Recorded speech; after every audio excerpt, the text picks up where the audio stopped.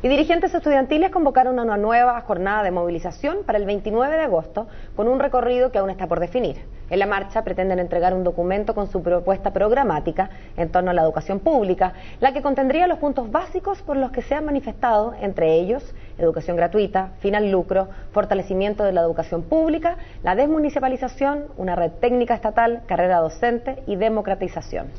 Un listado bastante largo y vamos a conocer el detalle y nos encontramos con el presidente de la fecha, Andrés Filbon, a quien le damos la bienvenida. ¿Cómo estás? Hola, Andrés, buen día. Muy bien, gracias. ¿Y ustedes? Bien, pues aquí estamos. FIPSI. A ver, la propuesta, ¿la vienen trabajando hace un tiempo o van a reunir ustedes quizás distintas propuestas hace un tiempo? Tengo entendido el 2011 a la fecha y van a juntar en un gran documento. O sea, la idea es más bien lo segundo, recoger los consensos que se han construido a lo largo de estos últimos años, pero lo distintivo en el fondo al ponerlo como un programa es que se busca darle una visión de sistema, una visión de proyecto, que se entienda que lo que está peleando el movimiento estudiantil no es una lista de supermercados donde uno va cumpliendo ciertas cosas, sino que, claro, un checklist, sino que acá la idea es hacer una reforma integral al modelo educativo para efectivamente avanzar hacia que la educación sea un derecho. Eso es bien importante en términos de entender que muchas de las demandas no se pueden entender una separada de la otra. El mejor ejemplo es la educación gratuita. Cuando uno habla de educación gratuita, no significa que uno quiera que este mismo modelo uno deje de pagar, porque este mismo modelo tiene tremendos problemas, no solamente, o sea, por un lado el lucro, o sea, no vamos a estar financiando con recursos públicos el lucro ajeno, pero también en términos de que la gente estudie en instituciones de mala calidad, la deserción, que después no se encuentra trabajo porque la oferta tampoco está en absoluto regulada, que la educación pública no está realmente cumpliendo una labor de su rol público, en el fondo no está investigando, por ejemplo, en términos de las necesidades del país. Hay un sinnúmero en el fondo de problemas del modelo universitario que significa que la educación gratuita en sí misma no es simplemente llegar y poner más lucas.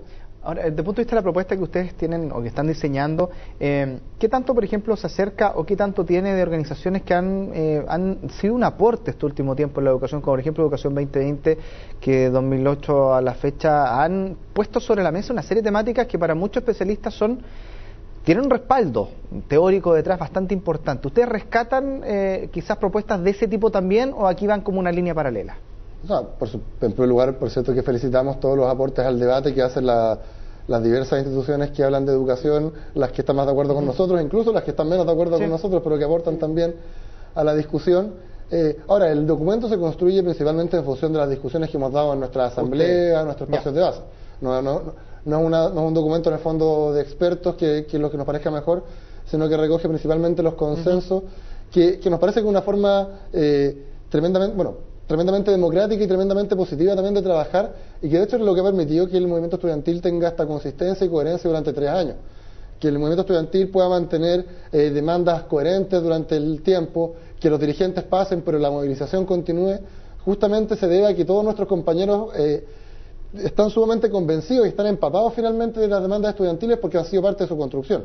Y nos parece que es clave mantener siempre esa forma de estar trabajando. Pero también es cierto, Andrés, me imagino que este documento va a permitir no solamente socializarlo respecto de nosotros, digamos, de los que no somos parte del movimiento estudiantil, sino también dentro de ustedes mismos, porque obviamente el nivel de articulación y de manejo que tú tienes de los temas o que tiene la cúpula de la FECH o de la CONFECH no es lo mismo que las 100.000 personas que salen a la calle. De alguna manera este documento va a permitir a cada uno de esas 100.000 personas contrastar el documento de ustedes quizás con los programas presidenciales, por ejemplo, a efectos de tomar una decisión o de entender dónde se encuentra cada candidato en términos de las peticiones de ustedes. O sea, efectivamente la idea es que al ordenarlo se pueda en el fondo tener una visión más clara de lo que hemos estado exigiendo, y yo diría que acá es fundamental, ya hablando respecto a las candidaturas, que las candidaturas en general entiendan también que para hacerse realmente responsables de las movilizaciones que han ocurrido en Chile en los últimos años, no pueden pretender que desde sus comandos van a surgir las soluciones que Chile exige.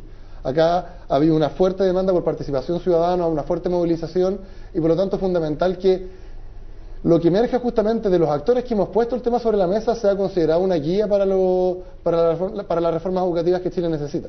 O sea, si las zonas grises que tienen los programas de los candidatos presidenciales van a seguir siendo rellenadas por los Beyer, por los Brunner, por los Vitar y por tantos expertos que justamente construyeron este modelo fracasado, entonces vamos a seguir teniendo reformas de mentira.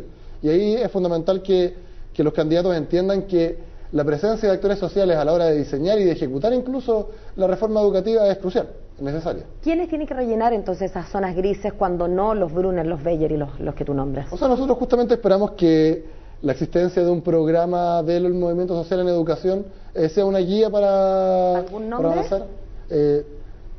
Es que no, o sea, no estoy pensando en la persona específica que lo escribe, sino que fundamentalmente en los contenidos. Pero los contenidos tienen que ver con el ideario de alguna persona o de alguna institución en particular. Y para nosotros, por eso la idea de poder construir un programa explícito de los movimientos sociales, que en el fondo recoge las discusiones no necesariamente de expertos, sino que justamente de lo que nuestros compañeros han estado poniendo sobre la mesa, tiene que ser un insumo clave para cualquier reforma educativa. Se lo pregunto básicamente, Andrés, porque una cosa es el deseo ciudadano, que puede ser muy legítimo, pero hay ocasiones en que la manera de implementar un deseo ciudadano no parece tan de línea recta como puede parecer algo que uno implementa en la casa. La política pública a veces tiene consecuencias poco intuitivas, de manera que yo quiero tender a A, hago una propuesta para tender a A, y finalmente no sospeché que mira lo que me pasó en el camino. Por eso que a veces la mano de algunos expertos tiene sentido, como mediar el deseo hacia la política pública. No, sin duda alguna, y expertos, o sea, van a ver y tienen que ver, si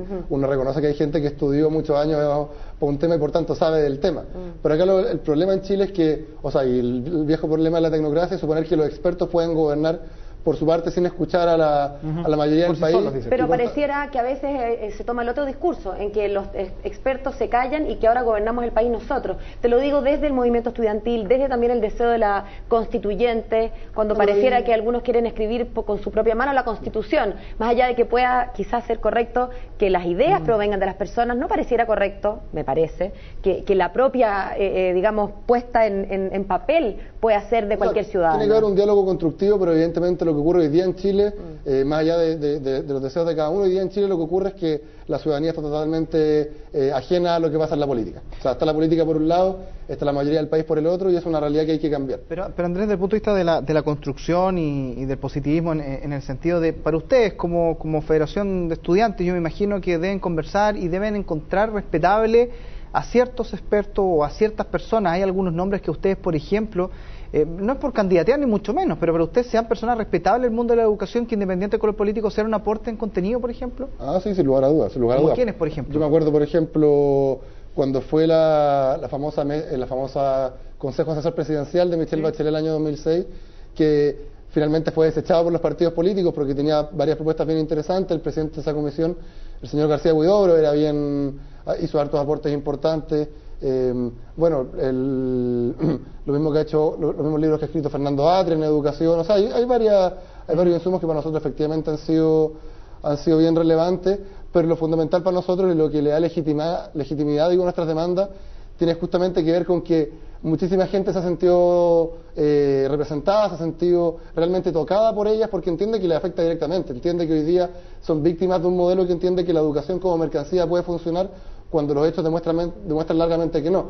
Ahí quiero aprovechar de citar un estudio que fuimos a presentar hace 2 días a la Comisión Lucro 2 de la Cámara de Diputados, que hizo el Centro de Estudios de la FECH, que demuestra claramente cómo el modelo universitario en su conjunto estos últimos años, desde el 2005 hasta el 2011, aumentó en más de un 50% sus ingresos, pero cualquier indicador de calidad que uno utilice, nosotros utilizamos libros por estudiante, profesores jornada completa, investigación, se mantienen estables o incluso decaen. O sea, esta idea de que la competencia en educación puede funcionar, que justamente es una idea que los expertos han defendido mucho, ha fracasado. Algunos expertos, los expertos que lamentablemente han sido considerados a la hora de hacer políticas públicas, han fracasado totalmente. Y por eso es que para nosotros es fundamental que los insumos que provienen realmente, no solamente de quienes se ven afectados directamente, sino que de quienes fueron capaces de poner el tema sobre la mesa a contrapelo de la verdad oficial, tiene que estar totalmente presente a la hora de hacer una reforma educativa. Ahí te cito, los que fueron capaces de poner el tema sobre la mesa, se los vio ayer con Michelle Bachelet. Sí, no sé si tú estabas presente, pero uno puede mirar desde afuera y decir, estos cabros crecen y ya como que caen en el mainstream, ¿no? Un poco en eso, porque se los vio, disculpen el anglicismo, no sabría como no sabría cómo traducirlo, pero se les vio ayer. Michelle Bachelet les dijo que no les venía a contar ninguna cuchufleta, pero ahí estaban los Andrés Spielbaum de hace un par de años.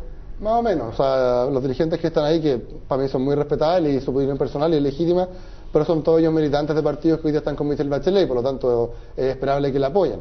Acá el tema fundamental justamente es lo que están opinando los estudiantes de Chile, nuestros compañeros, y que por tanto lo que se vaya a hacer efectivamente venga desde ahí, incluso más aún cuando uno, para que no se entienda esto como algo principista en el fondo de que uno quiere más discusión porque sí, Cuando uno ve el programa Michelle Bachelet, uno ve que ella habla de fin al lucro, pero solamente con fondos públicos.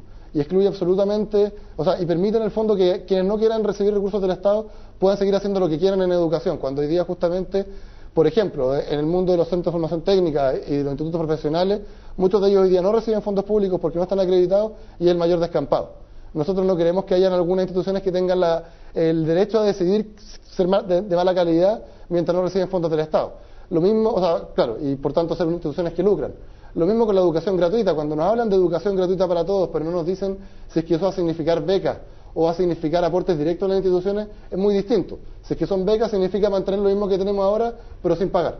Significa aportes directos, significa una educación pública realmente potente, que realmente controle lo que es el sistema educativo. Andrés, la última y en honor al tiempo bien cortito. Ustedes van a citar a una marcha el 29, una marcha que tiene doble propósito, porque es marchar y además presentar esta lógica programática. Va a haber desmanes, una adivinanza, una proyección que yo hago.